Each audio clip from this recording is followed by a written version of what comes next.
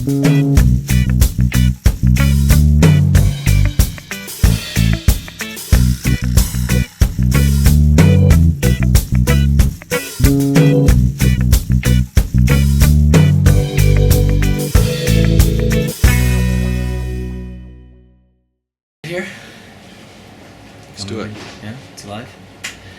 guys, welcome to Bubble Man's World. I'm here in Kingston, Jamaica at the Pegasus Hotel, right across the street from Emancipation Park.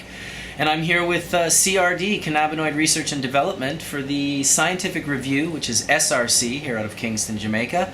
And they're the Scientific Review Committee, and they're throwing a conference with a wide broad of subjects in regards to cannabis and how it would potentially impact the island through medical tourism and through farming and through basically the whole economics of the island. You guys know a little bit about my involvement with CRD, so I'm here with my partners as well as Tony from United Cannabis as our bilateral partners.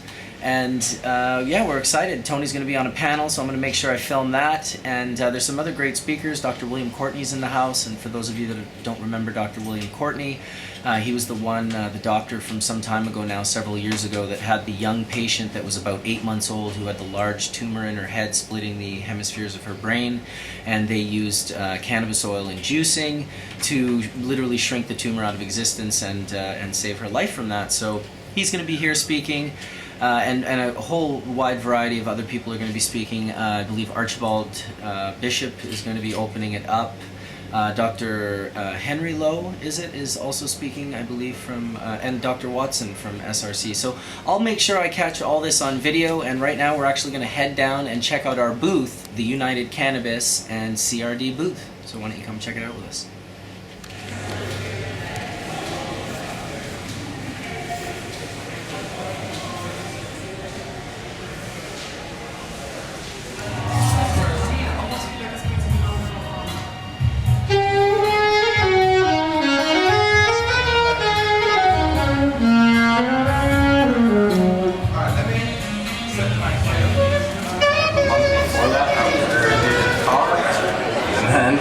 Jibber. 2 months before that, I was once again I have that toque in my suitcase. He forgot it in Barcelona. I'm bringing it back. Don't you want to hear where the story is? Yeah. C5. Up. Smell it. So you smell those fields, you smell those plants. It's important that you smell it. It's not active. It can't give you any bad effects. So that's just flower smells. These are messing up on my students when I take them. Smell an orange, right? It's Nothing illegal, It's absolutely. delivening. So we eat a lot of citrus, we eat a lot of fruit. So that's a terpene. A lot of oranges in Jamaica. A lot of oranges here. So that vitamin C is carrying a modulator, which is called a terpene. And that terpene that's present in fruit helps as a catalyst or push that vitamin C into your body. So cannabis has all of the world's fruits and vegetables terpene profiles in it. So the smell of broccoli, cauliflower, citrus, wood, sandal, fuel, all those things are found in cannabis because cannabis is older than most of the fruits. So you look back 30 million years, it survived catastrophic events. It's migrated all around the world in different elevations and different temperatures, and it created 808 different land races. It's one of the only 4 plants on Earth that can self-generate, pollinate through air as well. So that means if it went into survival mode, it could actually produce its own seeds and reproduce. So as you said, self-preservation. Self-preservation. So even the ocean went down to 96% catastrophic events before, when we've had meteors and different things hit our planet. Cannabis, hemp, has survived that. Self-preservation.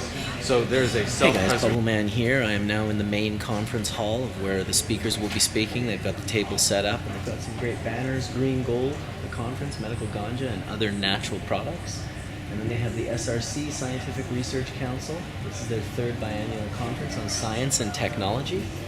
And yeah, this is where the speakers will be happening. Today we've got Mr. Courtney Campbell, Professor Archibald McDonald, the Honorable Philip Harwell, Mr. Melissa McCarge, the other two, Mr. Hawthorne Watson, who owns Canasol and was I believe the original proprietor and creator of Canasol.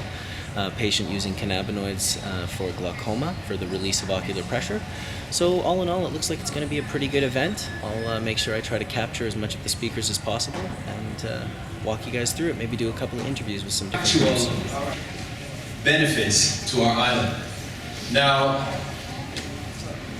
we're here and I'm inviting you to sit back as we discuss on the theme for the SRC's third biennial exposition, conference, and talks.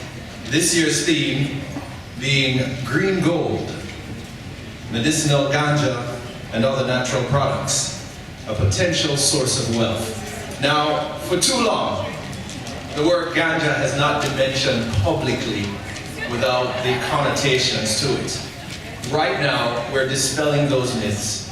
We're taking a leap forward in this millennium, and we're taking it to where it needs to be. The Scientific Research Council has undertaken this task, and we've invited everyone here, in particular, members of government, visitors from overseas, inventors and innovators, to share and to offer their knowledge on this intriguing topic.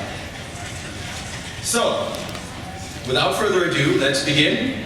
And we open with the national anthem as we all stand for the playing of the national anthem.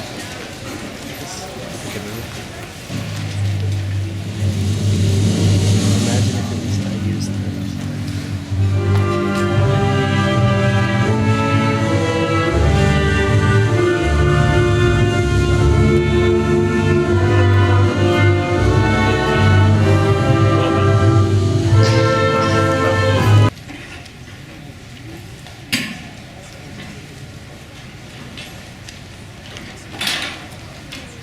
Let's bow our heads as we invite the presence of the Lord on the proceeding.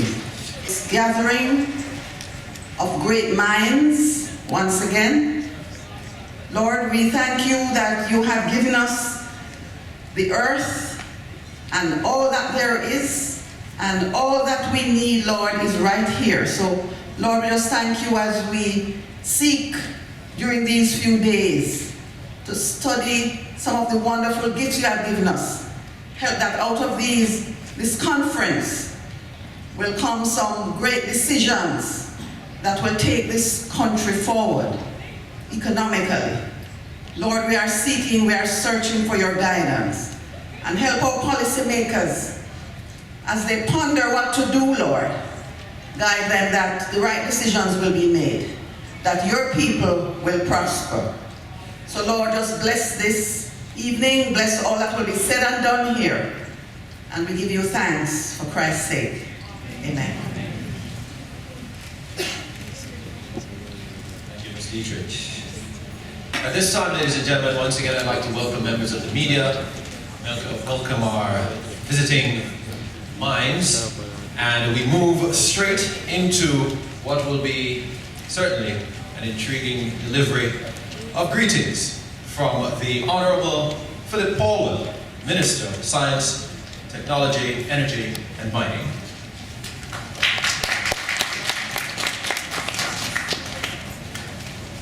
Thank you very much, Mr. Chairman. I greet you.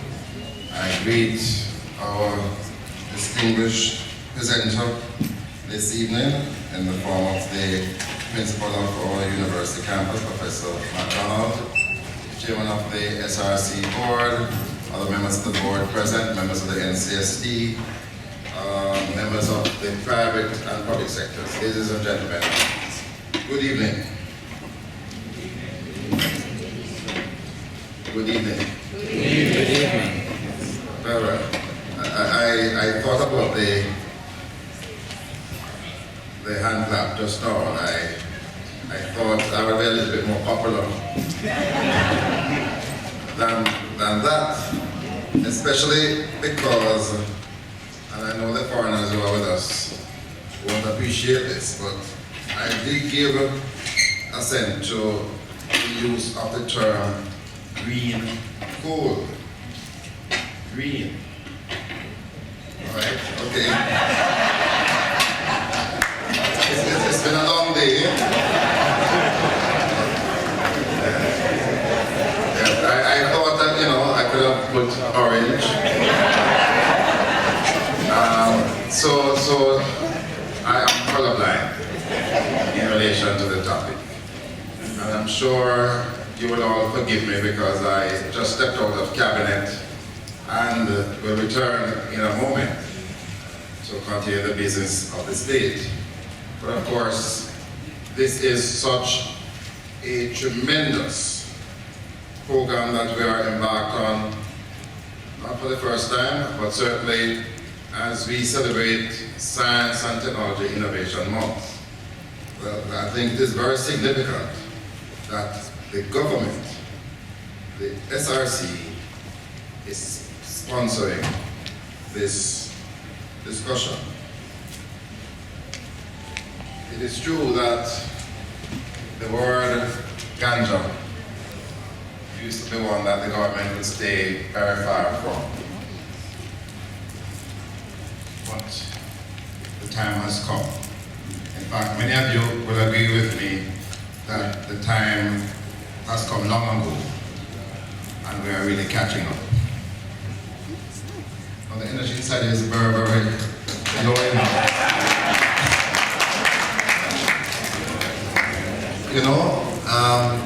There's a person outside who are a little higher than we are inside. And I'm not too sure if it's the exuberance outside that is not filtering. I notice the words I'm using, filtering, that they're not catching on to it at all. This is truly historic. And the month has started with our Prime Minister reconstituting the National Commission of Science and Technology. And I think that is very significant because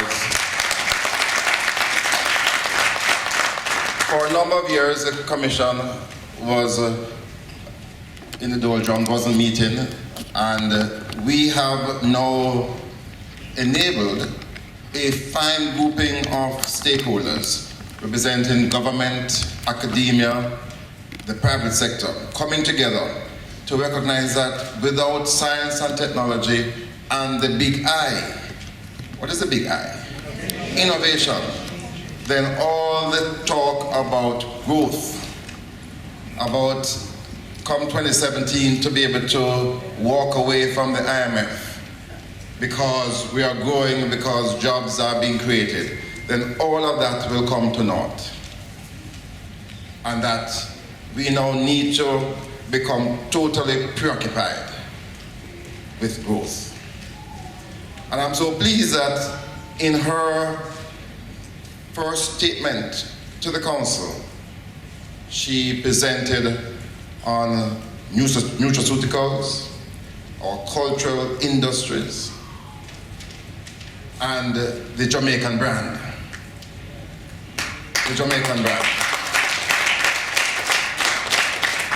Many of us are still unclear, but we accept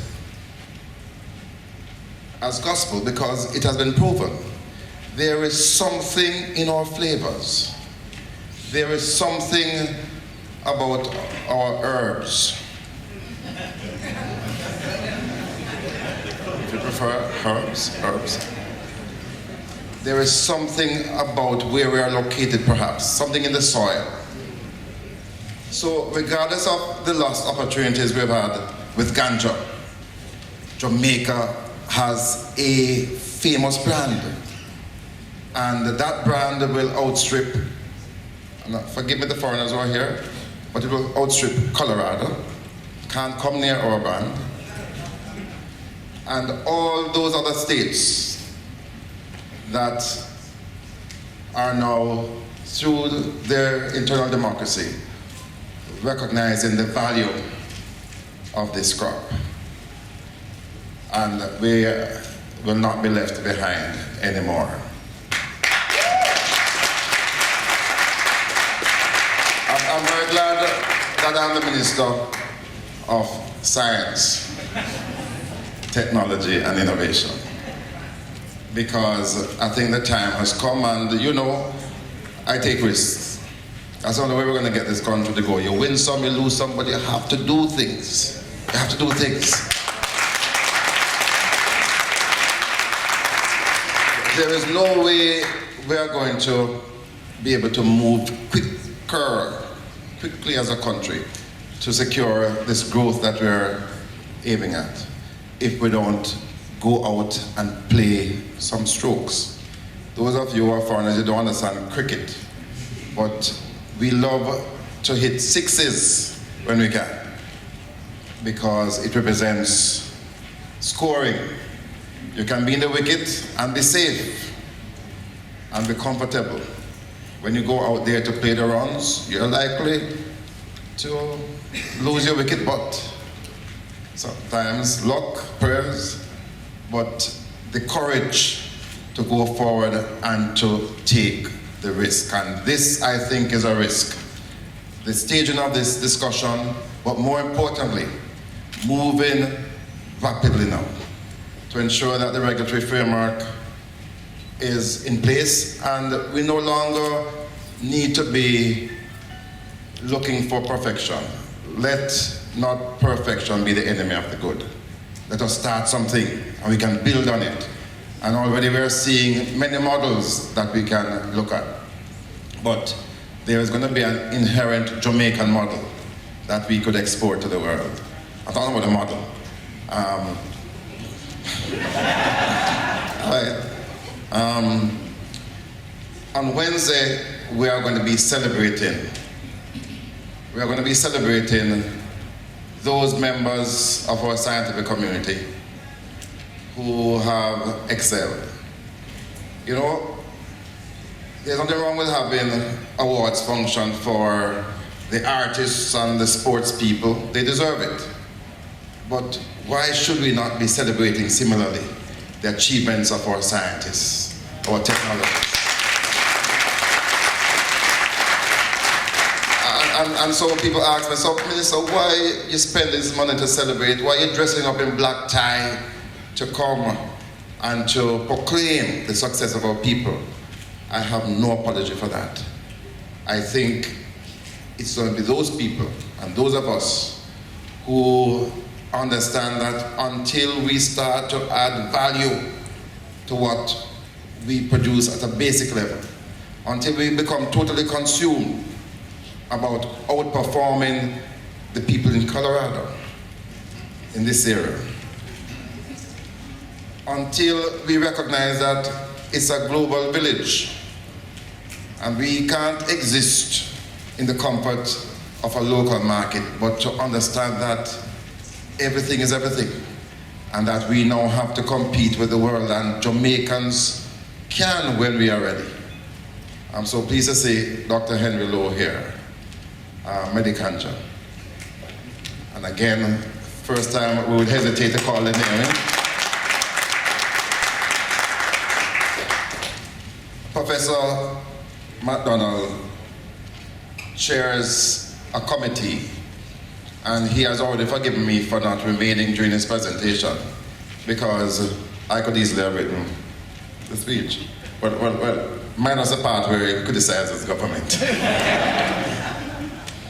But I'm the patron of that group, and we saw this coming, and I am so happy to have fully embraced the work and the continued work.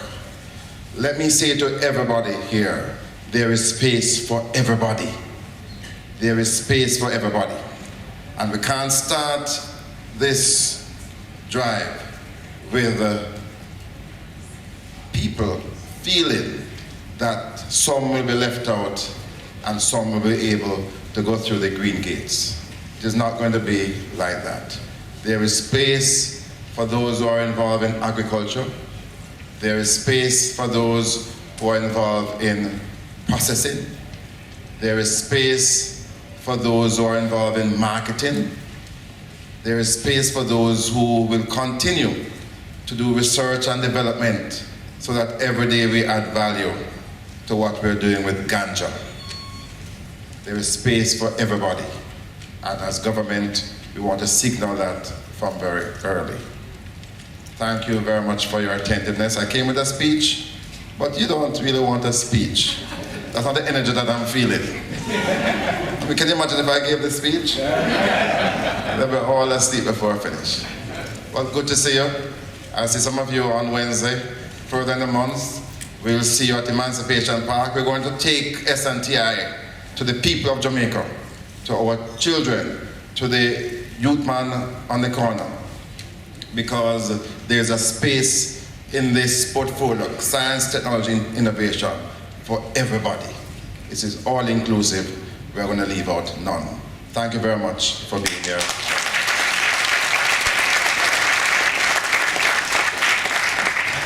Thank you, Honorable Minister. I'm feeling high after that. I too am colorblind. Green gold, and it does incorporate and encompass the colors on our flag. And I think it's an appropriate title, and I think it works. Again, I want to welcome our visitors from overseas. Don't worry if the minister is bashing Colorado. It's okay, we love you still. We don't want your stuff, we have ours, but we love you still. At this time, I'm going to invite a lovely lady, a very lovely lady, and she speaks very quietly when she's passing you in the chair, but she has a very powerful delivery, and she has a very powerful message. So, without further ado, let me invite Miss Melissa McHarge, the chairman of the SRC.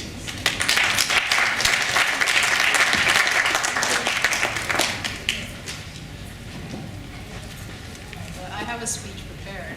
I can't throw mine away, Minister. I'm not as charismatic as you are. Good night, everybody. I just want to thank you all for coming out. All protocols observed, but I'd like to, first of all, recognize our esteemed guest speaker, Professor Archibald MacDonald, who will be presenting to us tonight. And I'd like to, first of all, welcome all of you that are in here. My heart is warm. I did not expect to see this large crowd, and I see we have standing room only as we are here now. So I welcome you all to this very good evening of highness. As chair of the SRC, I really am humbled to be asked to bring greetings to the group tonight on behalf of our organization. The hard work and planning that was undertaken to ensure that the next few days will bring insight is rewarded tonight by your attendance to our opening ceremony. And by extension, the attendance is confirmed for the next 2 days to this, our third biennial conference on S&T, which has been themed, as everybody says, green gold, medicinal ganja, and other natural products, a potential source of wealth. That's a mouthful. So we're not only here focusing on the hemp or the ganja, we're looking at all herbs in general and what we can achieve from those potential sources. I can only reiterate that the successful convocation of the conference is a source of joy for the SRC and stands as a testament and a commitment to the agency's mandate to popularize science and technology. We have set out during S&T month, for which November has been proclaimed, with tremendous enthusiasm on the march towards the modernization of our S&T forums. And based on this conference theme, splendid prospects lie before us. We must, on a national level, avidly pursue agricultural development as a multidisciplinary concept that encompasses the economic, social, institutional, and physical elements of development. This exciting forum is entirely dedicated to recent developments in medicinal marijuana and related natural products technologies. It is amazing to think of all the work that have been done and also of all the work that's left ahead of us in terms of mining our green gold. Institutions can participate, companies, and of course individual entrepreneurs.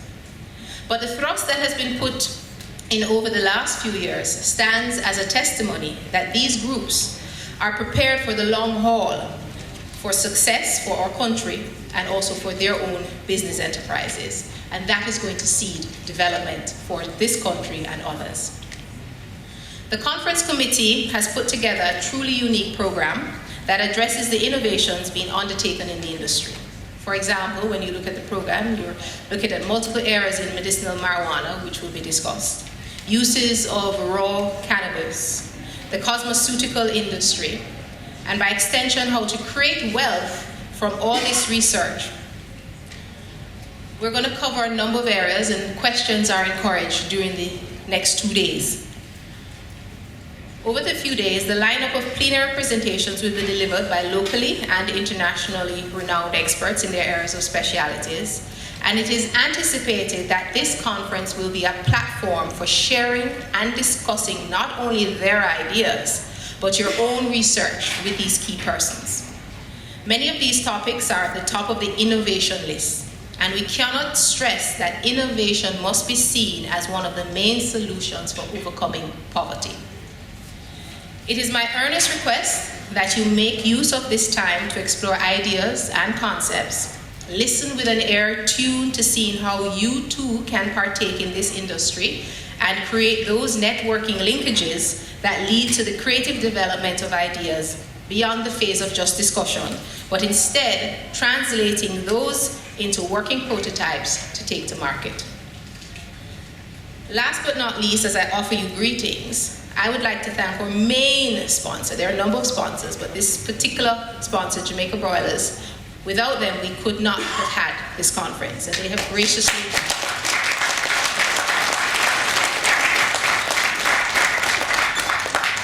In addition, a special mention must be made of all the organizing and scientific committee members for their contribution to the organizing of this conference. I hope the next few days will be filled with information and in fact prove inspiring and transformative to you all. And I hope that you will impart your knowledge. And on that note, I thank you and wish you a very good evening.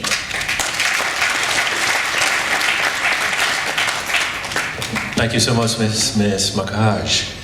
And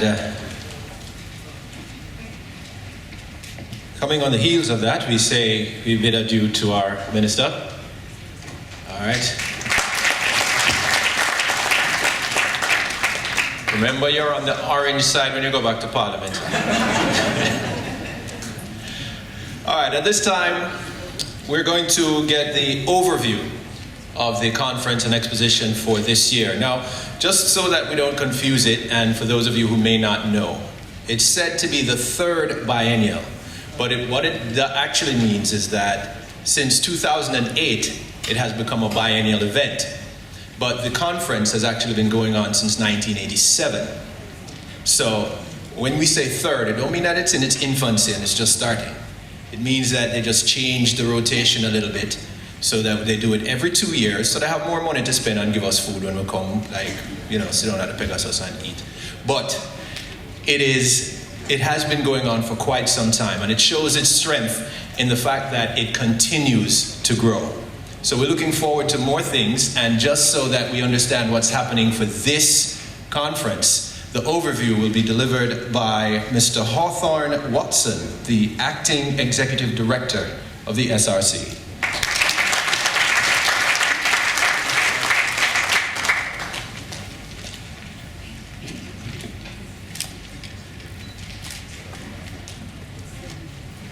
In the interest of time, may I say all protocols observed.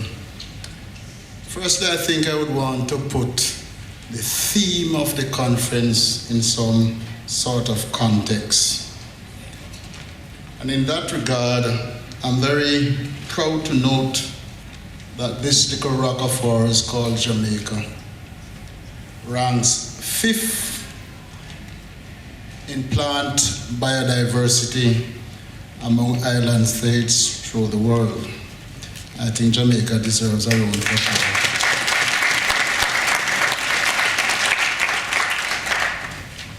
And in furtherance of that, you'll find that 83 of some 160 plants identified with medicinal properties are actually found in this island. I think Jamaica needs to be big up again. Many of these we know about in our folklore and our bush medicine. But we scientists like to look upon the plants and the extracts as natural products because they grow naturally, they grow in nature. As a lecturer and examiner, I am known to be very miserly with marks. However, there's a certain special Jamaican natural product that I would not hesitate to give a high grade.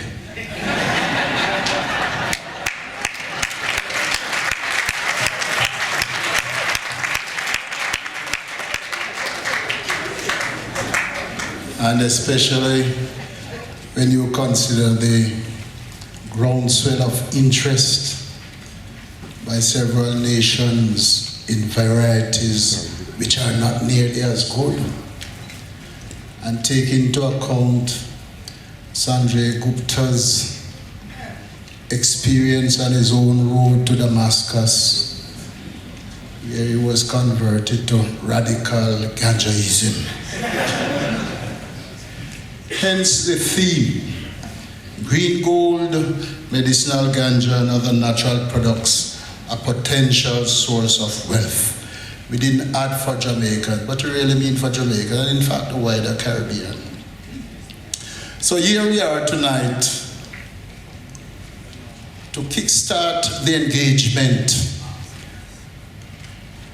and to have the keynote address delivered not by Professor Archibald as Pro-Vice Chancellor and Principal of UWI, but as a chairman, as the Minister alluded, of the Cannabis Commercial, Medicinal and Research Task Force.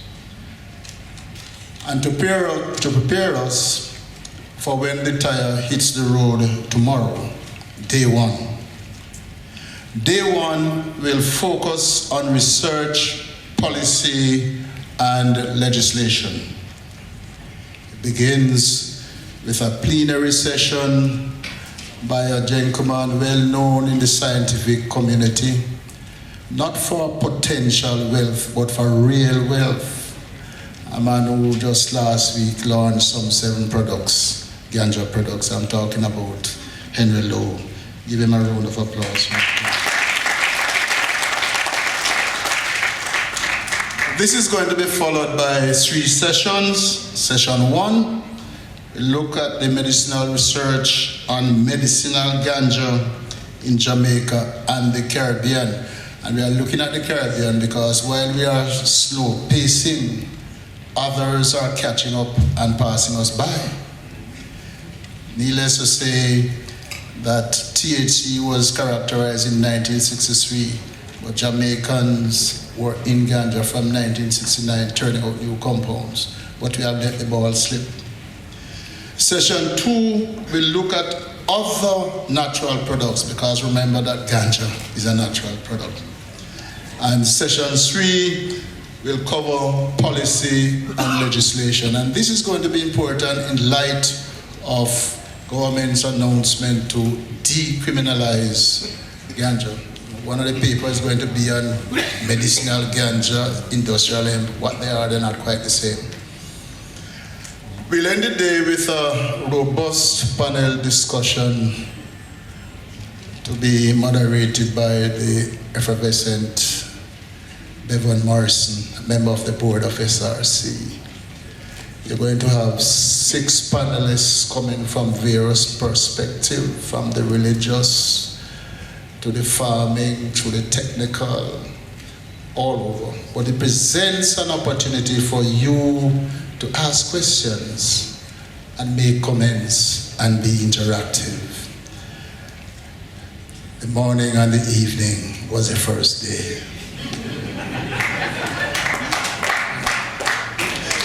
So we come to day 2, and I'll just summarize in the interest of time. Day 2 focuses exclusively on the business side of things, how we can build industrial relationship, market trends, intellectual property rights, which is very key. People are registering the Jamaica brand all over the place and we sit back. We have to step up to the plate. What equipment we need, and don't let us fool ourselves. Some of these pieces of equipment are very expensive. One could cost you 400,000 US. It's big money business, but you can't make big money from it. Essential oils. Jamaican plants are known for the flavors, the aroma, and for the colors.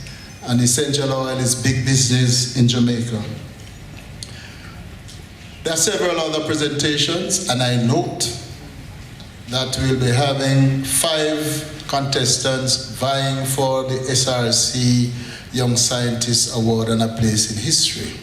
They too will make their presentation. In summary, Conference 2014 will have 24 presentations comprising a keynote address, which we'll have this evening, a plenary, 2 overviews, and 18 short papers divided into the 6 sessions and a panel discussion.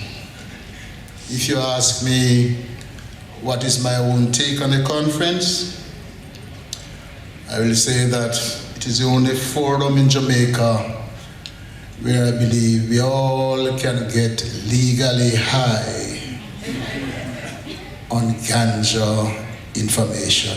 Thank you.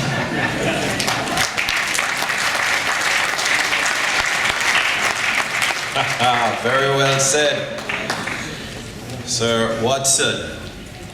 At this time, we're going to segue into a little entertainment. We're going to invite Mr. Joel Wright, saxophonist and cellist, to give us a little entertainment before we get to the real meat of the matter from our main presenter.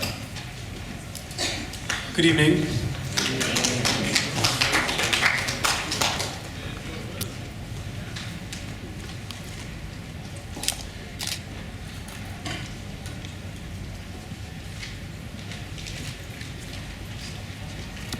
Birds flying high, you know how I feel. Sun in the sky, you know how I feel. Blossom on a tree, you know how I feel. It's a new dawn, it's a new day, and it's a new life for me,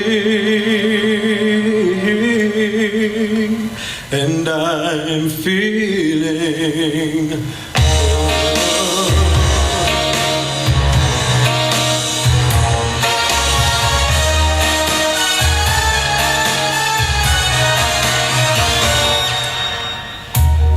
fish in the sea, you know how I feel.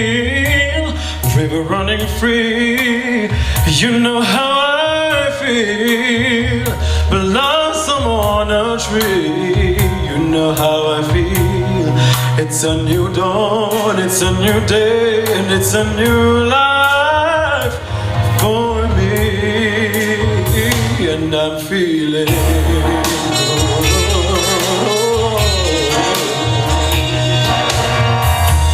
dragonfly out in the sun, you know what I mean, don't you know? Butterflies all having fun, you know what I mean. Sleep in peace when day's done, that's what I mean. And this whole world is a new world and a bold world.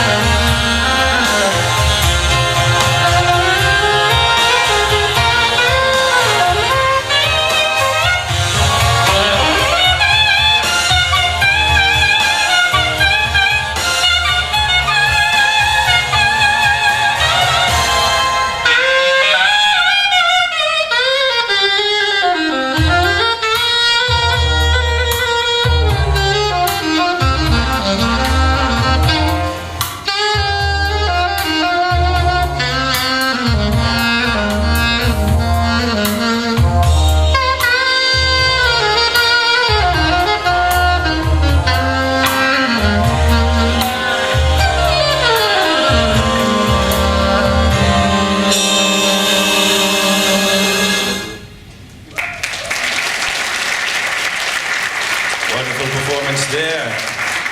Now, that particular brand of music, the musicians are usually high. And that song we could tweak a little bit. See, every time I'm saying feeling good, I keep expecting him to say I'm feeling. What is all right? We like it. Thank you, Joe. Some housekeeping with the driver of a Honda Accord, a dark gray Honda Accord, license number 0981EN. You need to attend to your vehicle. It's a security issue. So the driver of a dark gray Honda Accord, 0981EN, please attend to your vehicle at this time. Now, it is indeed my pleasure to introduce our guest speaker for the evening. But before I bring him up, I would like us all to give a round of applause because he was recently awarded an OD for his extensive service, his stellar service to Jamaica. So let's give him a round of applause.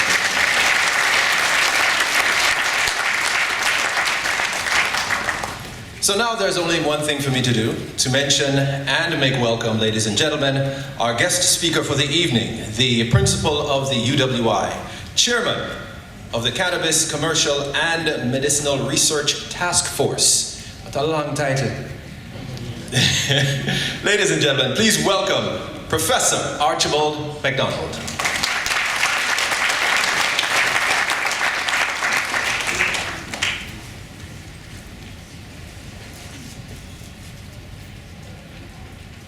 Here, Mr. Campbell. Let me begin by thanking you for the introduction, but probably more importantly, thanking you and the speakers before me for really moving things along. I'm truly impressed with the way you have moved things along, and therefore, if I continue, if I go on for some time, people should not be falling asleep. Let me recognize Minister Paulwell in his absence, and yes, he said it, he could have written my speech. I assure him though, that tonight there will be no criticism of the government. And in fact, Mr. Paulwell, in fact, introduced in his brief presentation a number of the areas that I will mention. Let me recognize the chairperson or chairperson of SRC. Let me recognize Mr. Watson, the acting executive director of the SRC. And sir, I thank you so much for lifting the burden of the principalship from my shoulders, for lifting the burden of worrying about what I say in my capacity of principal. Now I can truly speak freely without worrying about the consequences. So I'm speaking as chairman of, yet it's a long title, the Cannabis Commercial and Medicinal Research Task Force. I recognize at the head table Ms. Mona White, but let me also recognize Professor Henry Lowe, my friend and colleague. Let me recognize Professor Morrison, the Director General of the National Commission of Science and Technology. I just wish to recognize a number of my UWI colleagues because they will not forgive me if I don't do so. Let me give him the title of Principal Emeritus, Professor Layla.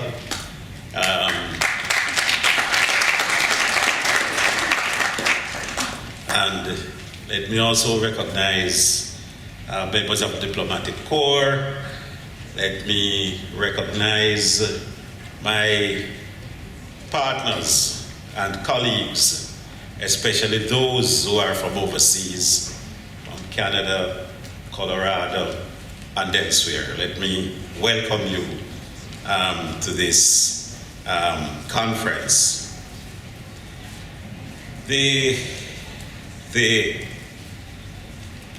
conference, entitled Green Gold, Medicinal Ganja and Other Natural Products, a Potential Source of Wealth, is timely. It is being held at a time when profound changes are taking place all over the world regarding the change in regime concerning marijuana usage. The conference is taking place at a time when the American people have asserted people power in achieving new victories in the 2014 midterm US elections in relationship to ganja legalization. I would just, Mr. Watson, I applaud you for the theme of the conference, but I would just like, with your permission, to add health to the title. Hence, it really should read a source of wealth and health. We welcome all the participants to the conference. I hope we will learn from the global presenters, and also that they too may learn something from our experience. I congratulate the acting director again and his team at the Scientific Research Council for organizing this conference. And let me thank you for inviting me to give this keynote address. I truly consider it an honor. I've entitled this talk, Ganja Reform in Jamaica, a call for the transformation of international treaties. Permit me to take this opportunity to pay tribute to, firstly, the lobbyists who over the years had their lonely moments but endure to the end. I can think of the role of Dr. Ronald G. Lampard from St. Thomas in his continuous and relentless campaign for changing the ganja law. Please applaud Dr. Lampard. I pay my deepest respect to Peter Tosh for his militant campaign nationally and internationally for the legalization of ganja.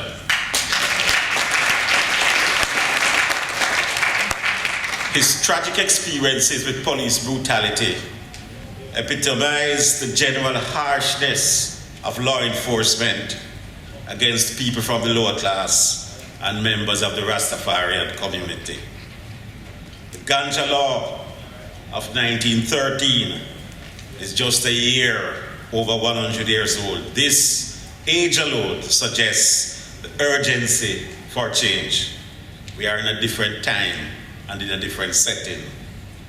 Speaking at the One Love concert at the National Stadium in 1976, Tosh called upon Michael Manley, then Prime Minister, and Edward Seago, who was then leader of the opposition, and all MPs, in the words of his song, come together to change the ganja law in order to discontinue its oppressive injustice, and also to inspire the development of ganja for medicinal and industrial purposes, leading to national development. This prophetic assertion in 1976 manifested in 2014 when both sides of the Houses of Parliament voted in favor of profound changes in the ganja law.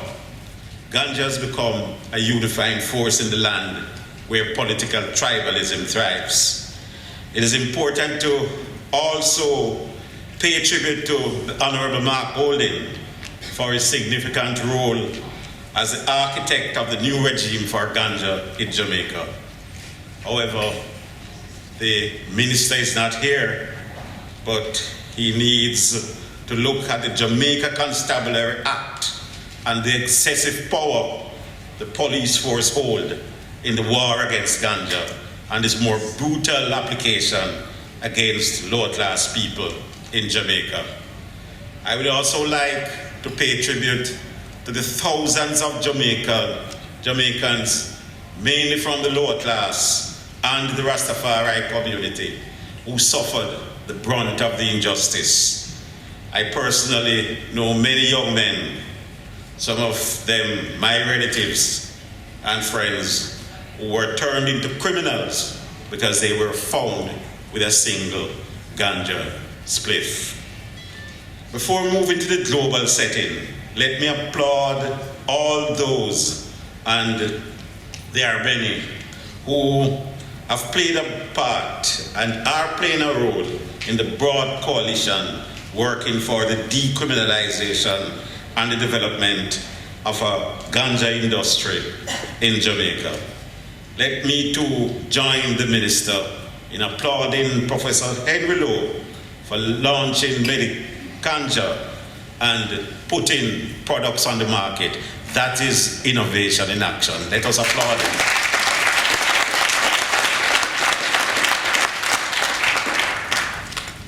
Let us now examine the situation in several countries to illustrate the changes taking place around the world in relation to ganja usage and the development of a ganja industry. Let us first look at the United States and Canada. In the recently held 2014 US midterm elections, Alaska and Oregon joined Colorado and Washington State to legalize ganja. Washington, D.C. also voted in support of legalization. In addition, less well known is that several cities and towns across the United States also backed moves to allow ganja smoking within their own boundaries. Voters in two major conurbations in New Mexico, Albuquerque, and Santa Fe also overwhelmingly backed a change in the law. In doing so, the towns have set the local police in a quandary, with officers having to choose whether to continue to enforce state laws banning marijuana or local statutes which allow it.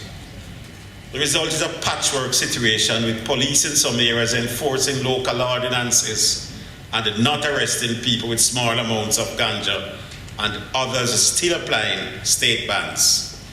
Meanwhile, in California, possession of up to an ounce of ganja is treated in the same way as a speeding ticket, with a fine but no criminal record. And this is important because even a minor criminal conviction can lead to problems like getting a job, a loan, a home, and can even lead to deportation. In 2016, the following states will put legalization on the ballot: Massachusetts, California, Hawaii, Missouri, Maine, Nevada, and Arizona. And I don't need to tell you what the results will be. The medical marijuana community in the United States has shown the immense benefits of cannabis for helping the sick. They have also shown the possibility of increased earning through taxation from legal marijuana. The returns in these states have been impressive. It is important to note also that there is legal medical marijuana in 23 states in the United States of America. There is decriminalization in about 14 states. The figures in America are constantly changing. What is noticeable in the United States is a campaign on the ground, the professionals and the grassroots movements. It is really a people's movement that is using ganja to transform US politics. In Canada, in some areas, the struggle for change is led by the people. In other areas, believe it or not, by the government. Police and prosecution services in Canadian jurisdictions are capable of pursuing criminal charges for cannabis possession. Despite this, the legal status of cannabis in Canada is under dispute. Superior and the appellate courts in Ontario have repeatedly declared Canada's cannabis laws to be no force and/or effect if a prescription is obtained. However, challenges to cannabis laws at the federal level have not resulted in the deletion of the appropriate articles from the Criminal Code of Canada and the Controlled Drugs and Substances Act. The cultivation of hemp, a plant of the genus Cannabis family Cannabaceae, is currently legal in Canada under licenses issued by Health Canada. I have been informed that hemp, or it is questionable whether hemp is legal in Jamaica. Several polls since 2003 have found that the majority of Canadians agree with the statement, the use of marijuana should be decriminalized. A 2014 poll conducted by Angus Reid Global shows that 59% of Canadians support marijuana legalization, with the strongest support in British Columbia and among men. Canada has produced 2 useful studies and provided an instructive approach and guide to prepare papers calling for changes in the international treaties concerning cannabis. Canada, like the USA and the Netherlands, are the main countries in the north planting cannabis. In Latin America, important changes have taken place in countries like Argentina, Brazil, Colombia, Honduras, Mexico, and Uruguay. In many of these countries, their main concern is curbing crime through legalization of ganja. In Uruguay, ganja is a legal substance. There is evidence changes in some major European countries are taking place. Countries such as Italy, Spain, Portugal, Luxembourg, Germany, France, Austria, Ireland, the Netherlands, the United Kingdom, and Greece. There is not much information on Africa, but there are calls for changes in the marijuana laws in West Africa, Zimbabwe, and South Africa. Globally, cannabis is still illegal in the majority of countries.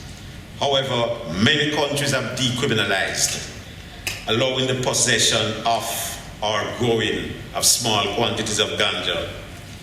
Even more countries allow the use of ganja for medicinal purposes. The number of these countries is rapidly increasing. The global picture just described tells us that there are major changes in the world, and the time is right to call for changes in the international treaties governing marijuana. I was given a lecture by the minister in one of my discussions with him, pushing for the legalization of ganja, and he brought to my attention the fact that Jamaica is a signatory on these treaties and had to honor the treaties. I understand that fully, but it also is important that we re-examine these treaties now, because it is impeding the trade across borders.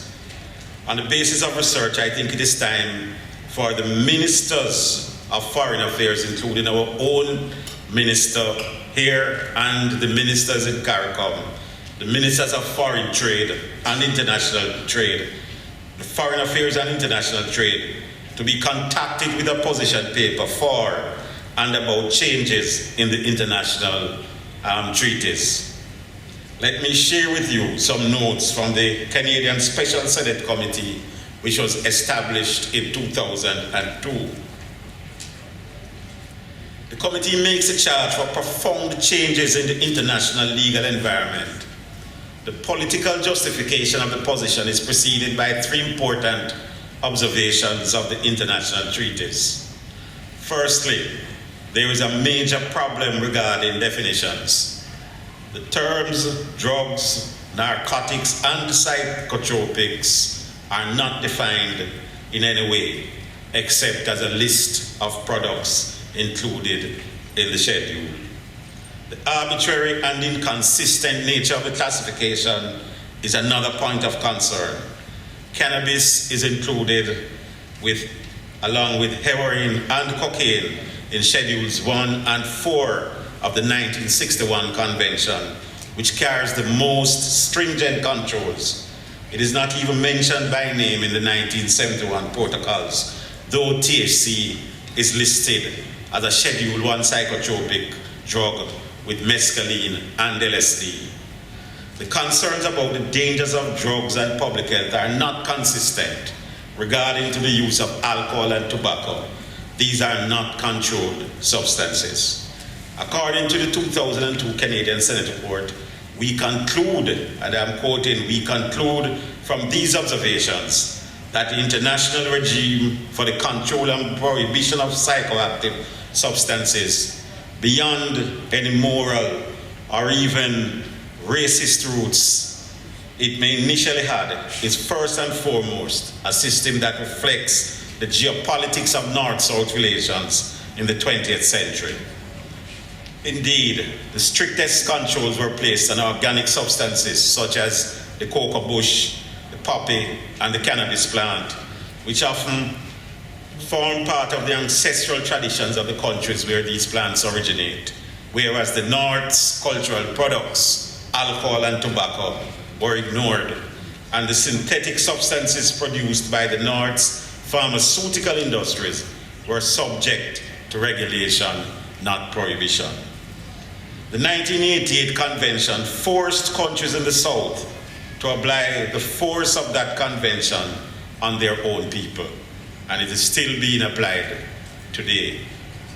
Several international commissions have conducted research and concluded with scientific findings demystifying the myths and anecdotal evidence. Those findings received renewed attention during the 1990s, but in the facts of facts, myths rule.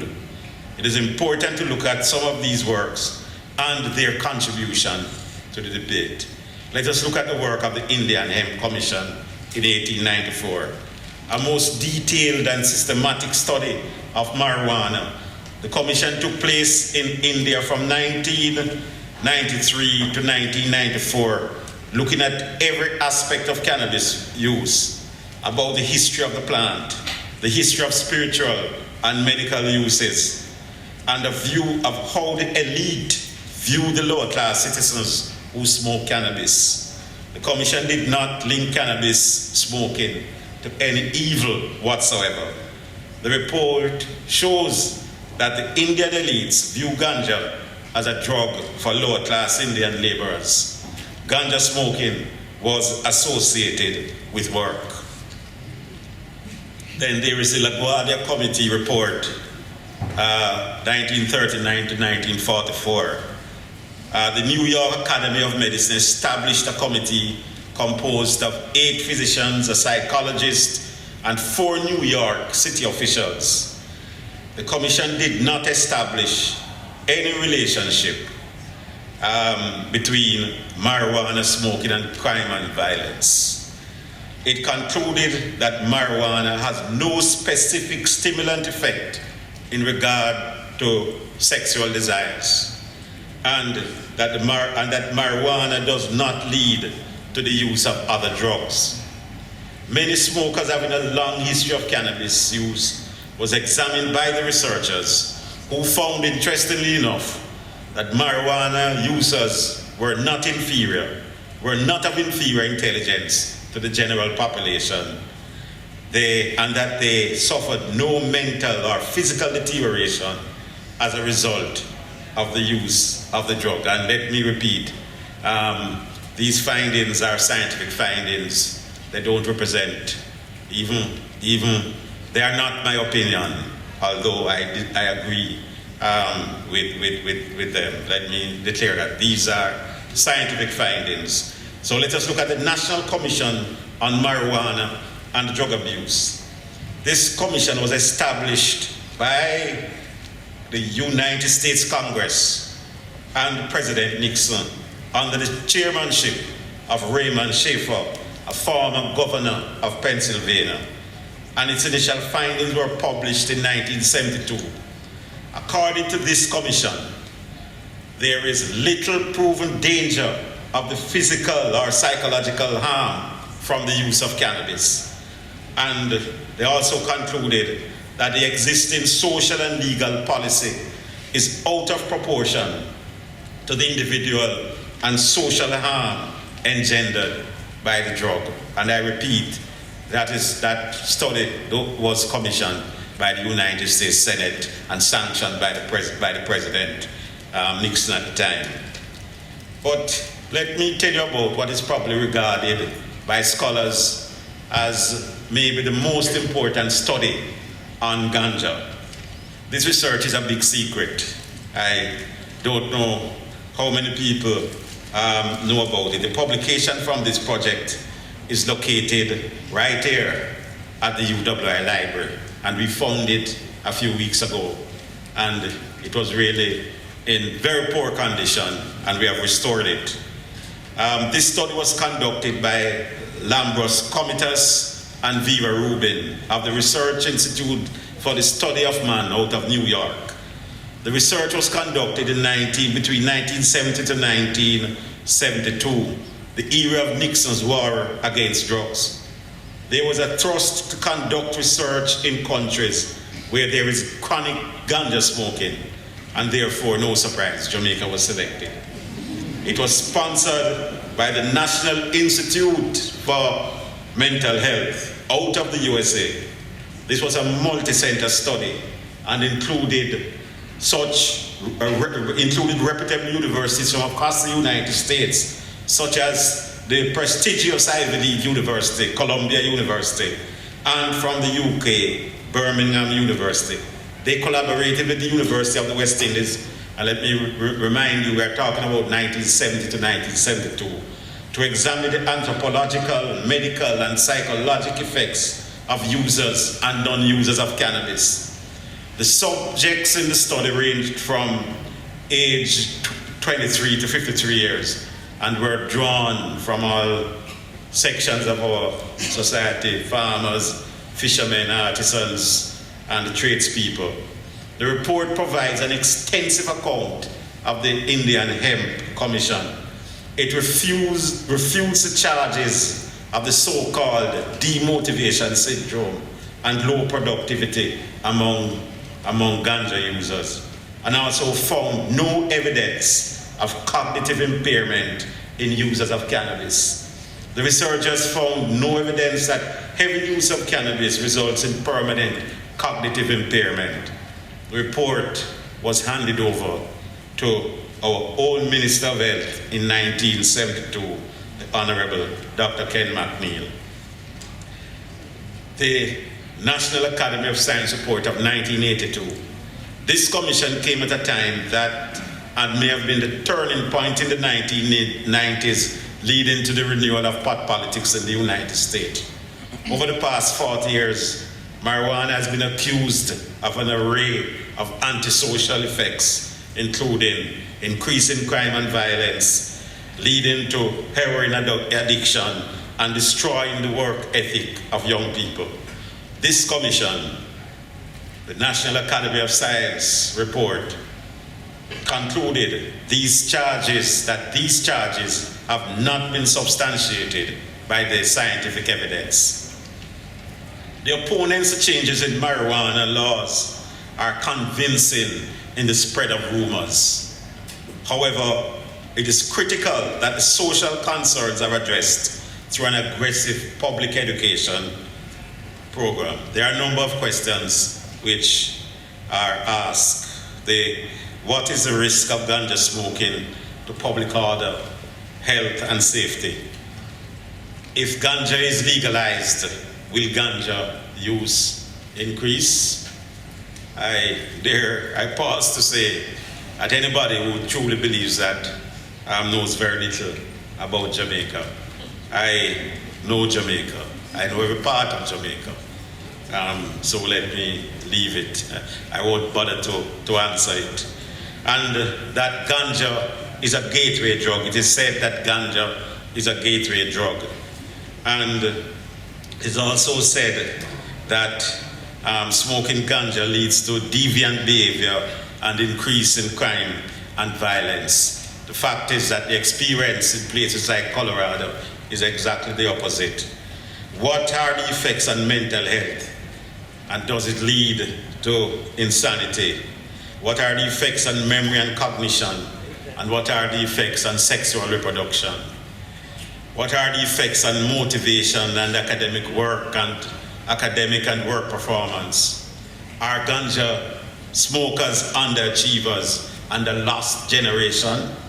All these concerns, ladies and gentlemen, have been demystified by the above mentioned, and these are only a few studies and commissions. And especially let me draw your attention again to the report from Comitas and Rubin, which was conducted right here in Jamaica. This report uses extensively the voices of the subjects, and all of the above concerns have been demystified. It is interesting that both overseas and local research on ganja smoking and academic work and performance, all the research done locally and internationally on the effects on academic work and performance showed high academic performance amongst ganja smokers.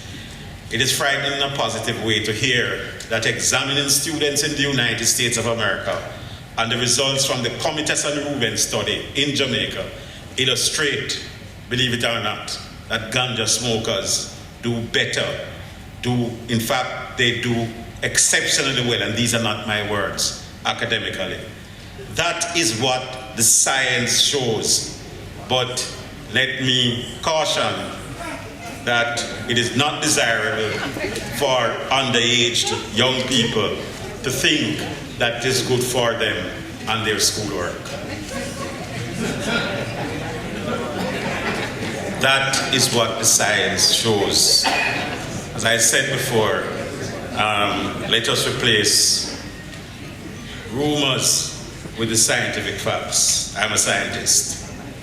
The Canadians have done a lot of work in the area of medical marijuana.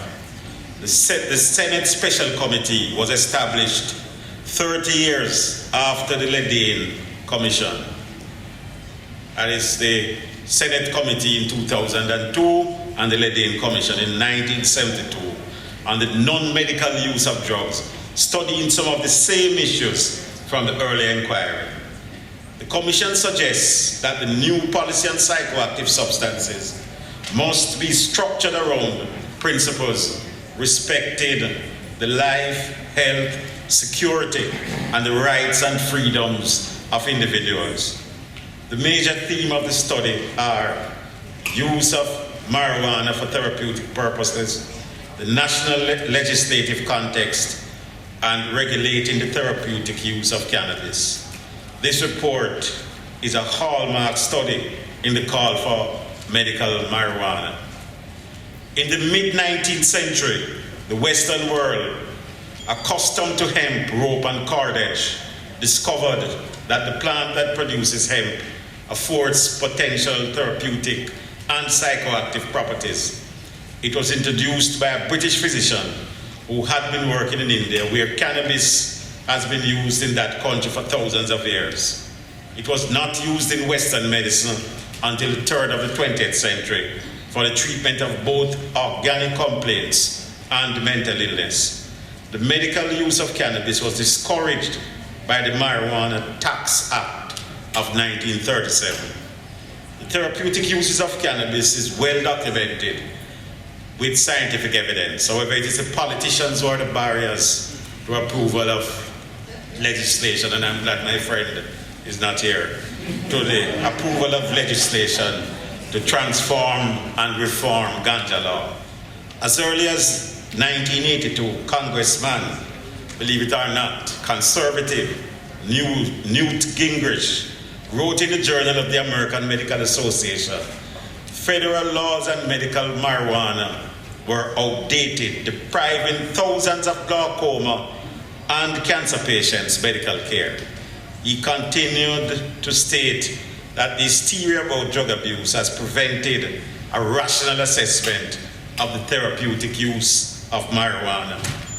In recent years, there has been renewed interest in the medical marijuana in the United States and Canada. Both countries have important lessons to offer. Firstly, the role of public education lobbying, and people on the ground moving the politics towards a favorable direction in support of medical marijuana and also for the non-medical use of marijuana, as we saw in Colorado. The Canadian Senate Special Committee of 2002 provides important lessons towards a campaign for the use of marijuana for therapeutic purposes. Some of their views on medical marijuana are marijuana has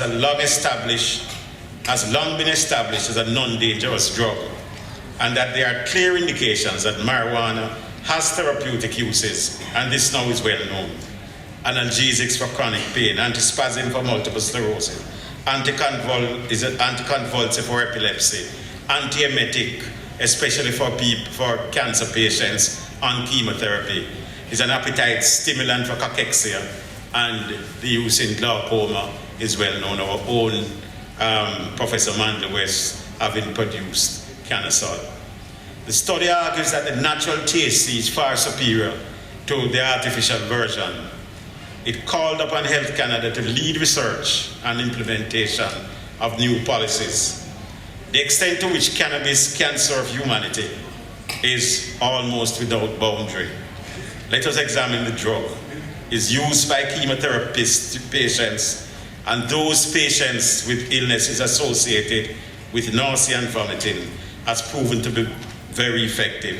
It is most useful in treating malnutrition in HIV and cancer patients, and also useful in patients with neurological disorders, spinal cord injury, multiple sclerosis, and patients suffering from muscle spasticity.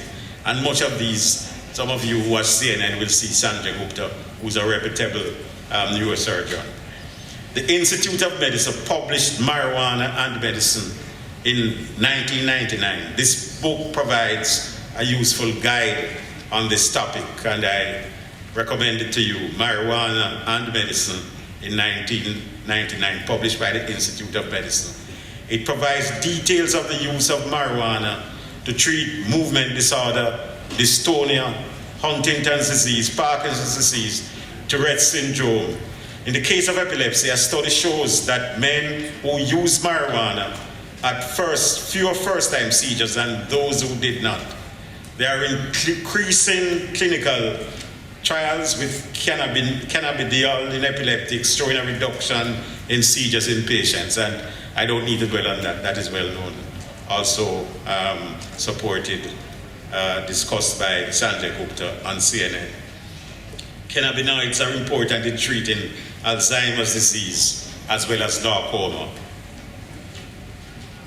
All these studies from the 1940s, 70s, and the 80s have provided the strongest scientific evidence on ganja use, dispelling the myths and the anecdotal evidence. As I said before, I'm a scientist. There is a discriminatory view. There is a discriminatory view of ganja and ganja smokers by the upper and middle classes and some Christians from the religious right.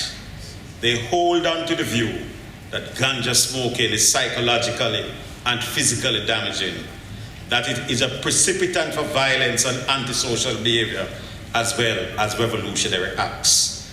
Wider society have to be concerned about this and develop effective public education program that will help to alleviate these fears.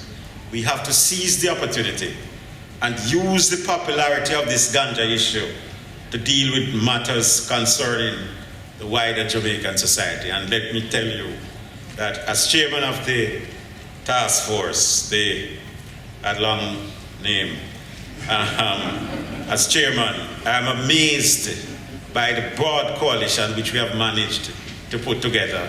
And as the minister is quite appropriate, or the director, and he had to approve it. I know that the green is used in the theme, because I tell you that both parties are represented on the task force. Against this background, we may need a Jamal-styled scientific literacy program for the formal and informal spheres of education in Jamaica. A basic understanding of science helps in two ways. It increases appreciation for scientific research results, and secondly, to encourage innovation at the point of use in the everyday lived experience. For farmers, the food and plant processors in the areas of engineering and in animal and plant sciences. This matter concerning legalization of ganja and wealth creation has indeed attracted a lot of interest. During the 1960s, the Rastafarians created a lot of interest, and the principal of the University of the West Indies was requested by Mr. Mandley to go on a fact-finding mission to illuminate this important social phenomenon. In 2014, let me reclaim my principal's hat. This principle aims to play a pivotal role in the development of a new ganja regime, especially in the area of medical marijuana, as well as calling for reforms in the global treaties. Not all persons can be ganja farmers or processors of the product. What I've observed is enthusiasm regarding the application of science to the plant, to the ganja plant for medical and industrial purposes. We must seize this moment, we must use this moment to inspire greater interest in the scientific exploitation of other medicinal plants and agriculture in general. Students, including mature students, do better when they are able to apply scientific principles to everyday life. They do better, and I pause to tell you the story of my son. I won't tell you which high school, but was doing very badly in the sciences and mathematics. And I had to go home. I saw him going down, and I had to just before his CSEC exams, I had to study again and took him through it. And he had a particular difficulty with chemistry. And I started teaching him chemistry. And then I discovered that he could not connect with it. There was a sudden disconnection. He said, "Daddy, but this is nonsense. What is the importance of this thing?" And when I started to show him the practical applications, even around the house, suddenly he woke up and he said, "Daddy, this is a beautiful subject," and he got a distinction.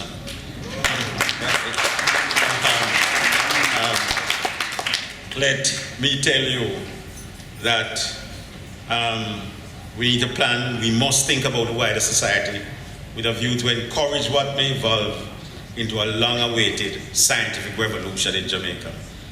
It is science and not politics nor economics that develop countries, and you can research that for yourselves. This is the first time that I've witnessed discussions with such figure looking at the scientific application of a plant. For this to be successful, there has to be a science reform curriculum in both academic and vocational institutions. We also need to take science to the everyday lived experience, encouraging change from the ground up. As we proceed, as we develop businesses to create wealth from this billion-dollar industry, we must remember, and pardon me for referring to this so frequently, we must remember that ganja is linked to the lives of lower class and working people. Let us not forget that they bore the brunt of the injustice. Ganja plays an important role in their lives, from cultivation, marketing, as cash crops, as folk medicine, and for some religious purposes. No ganja industry will survive unless they are involved in all aspects. These are some sensitive issues that will not be solved overnight as the laws are changed. As we prepare to do business, we must think not just the future growers, but the existing growers and how we make the transition smooth. It is important for the new public policy to be accompanied by a public education campaign.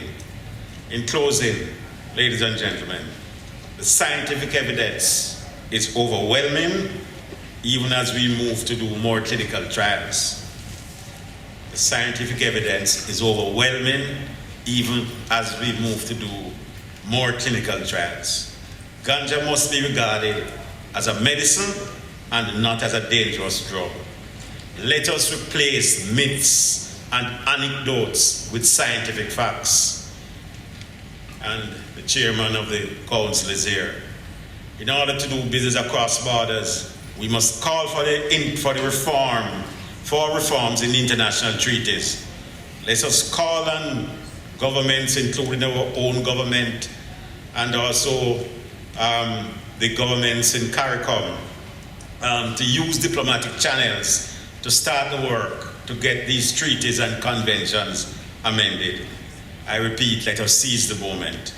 We must use the enthusiasm about the Ganja plant and the scientific values to begin the revolution in scientific and technological education in Jamaica. I call for the development of a Jamal-style educational program in science in Jamaica, using the discussions about Ganja as the launch pad. The University of the West Indies Mona campus stands ready to assist. I thank you.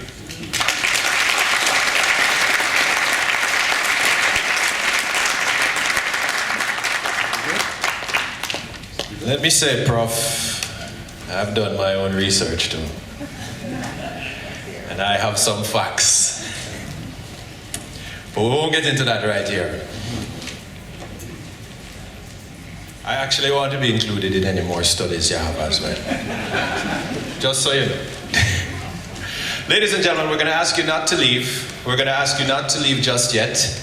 We have a very special presentation that will be made to our guest speaker. In just a way of saying thanks for being a part of this and for working with such vigor and such enthusiasm to make this that he's pushing forward a reality.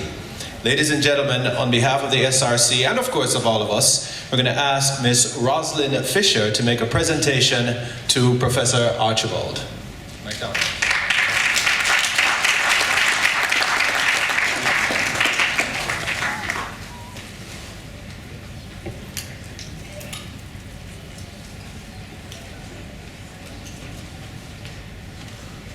Professor Archibald, on behalf of the SRC family and the scientific community, we want to say thank you for this enlightening and maybe high-grade presentation.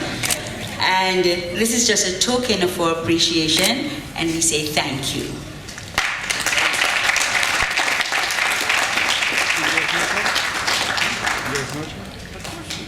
For like 15 years. Maybe 16 years. Thank you.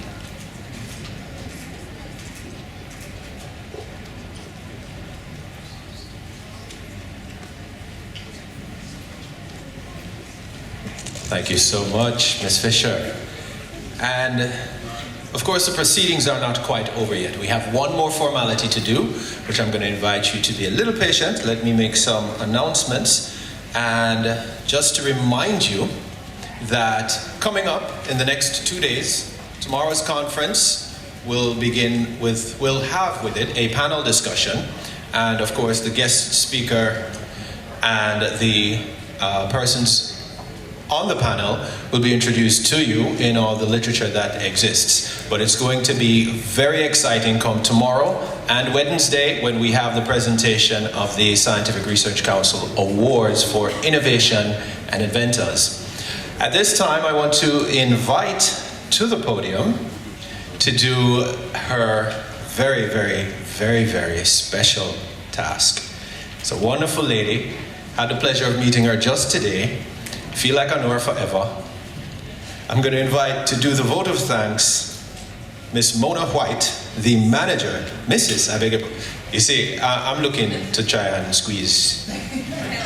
You can take it off and leave it on the table. I'm not here, don't it? He's here? Oh, good. See. Miss Mona White. I'm going to invite Mrs. Mona White, the manager of Information Services Division of the SRC, to do the vote of thanks.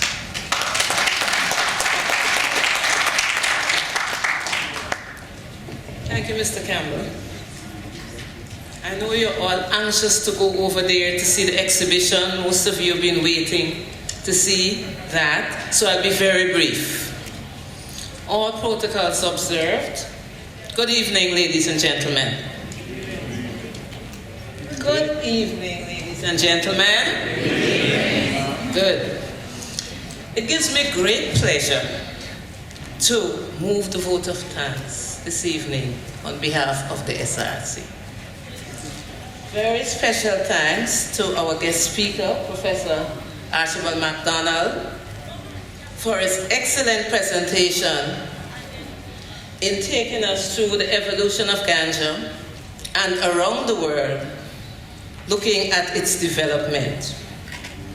Thanks also to our Minister, Honorable Minister Philip Paulwell in absentia, for bringing greetings on behalf of the Ministry of Science, Technology, Energy and Mining. Our thanks go to Ms. Melissa McCarge, our board chairman, for bringing greetings on behalf of the SRC and for her continuous encouragement and support. Thanks to our sponsors and partners, Jamaica Broilers Limited, J. Ray and Nephew Limited, and Perishables Jamaica Limited for tonight's opening ceremony and cocktail reception. To Herbal Blends, Timeless Herbal Care, Guardian Life, and Petra Carib for the conference, for supporting the conference, and for the various types of support which they have so kindly consented to offer. I pause here to pay particular tribute to Mr. Courtney Betty from Timeless Herbal Care, who is instrumental in bringing down to attend and be part of our conference, leading juice expert in the world, Dr. William Courtney and his wife, Kristen. Can we have them stand up and be recognized?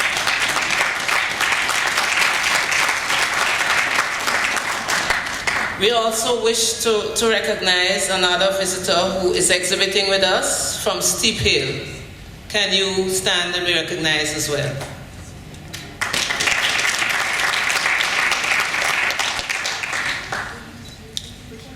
Thanks to the staff of the Pegasus Hotel for the facilities associated with hosting this event and for providing us with such delicious hors d'oeuvres. Our sincere thanks to the saxophone cellist for the melodious sounds that he belted out as he kept us entertained. We thoroughly enjoyed his presentation.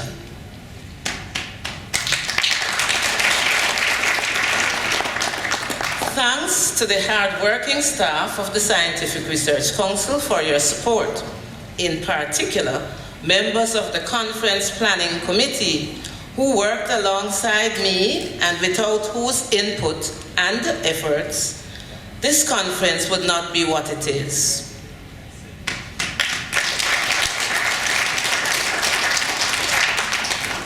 Thanks in anticipation to the press, who we all know will cover this event in the appropriate forums in an effort to keep the public informed.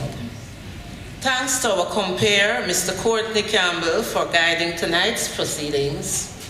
And of course, to you, the audience, a big thank you for coming and making this event happen. Once again, thanks to all.